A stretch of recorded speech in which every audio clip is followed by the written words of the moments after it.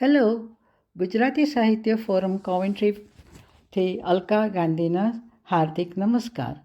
આ અઠવાડિયાના કોવેન્ટ્રીના તાજા સમાચાર તમારી સમક્ષ રજૂ કરું છું. કોવેન્ટ્રીના A45 ઇસ્ટર્ન ગ્રીન એરિયામાં 2400 નવા ઘરો બંધાવવાનું કામકાજ ચાલુ થવાનું છે. આમાં દુકાનો, નવી પ્રાઇમરી સ્કૂલ અને રમતગમત માટે ખુલ્લી જગ્યાનો પણ સમાવેશ થશે.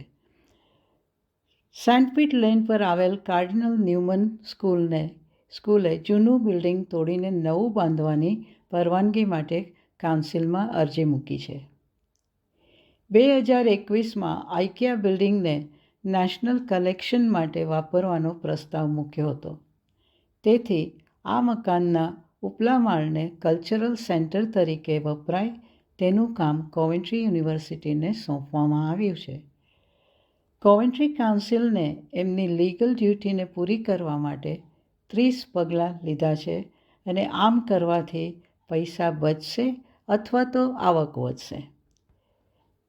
જે લોકો ડિમેન્શિયા એટલે કે ભૂલી જવાની બીમારીથી પીડાતા હોય છે તેને માટે કોવેન્ટ્રી ડિમેન્શિયા પાર્ટનરશિપ હબ શરૂ થયું છે. અહીં જુદી જુદી જાતની એક્ટિવિટીઝ થશે.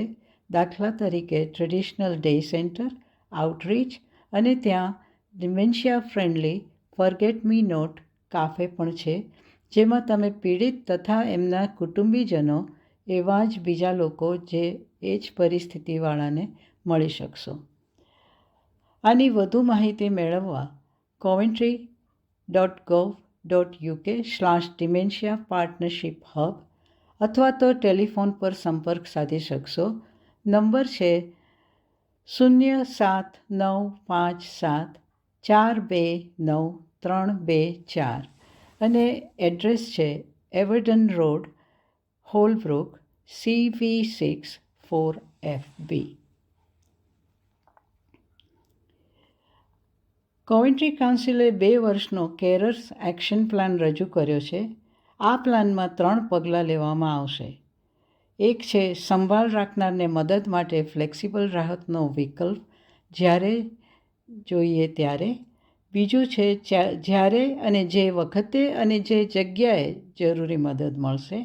અને ત્રીજું છે સંભાળ રાખનારના એસેસમેન્ટને વધારે સુગમો મળે તેમાં સુધારો થયો છે. તો હવે કોવેન્ટ્રીના સમાચાર અહીં સમાપ્ત. આવતા અઠવાડિયે વધુ નવા સમાચાર સાથે અલકા ગાંધીની યુટ્યુબ પર જોડાશો એ વિનંતી સાથે. નમસ્તે, અસ્તુ.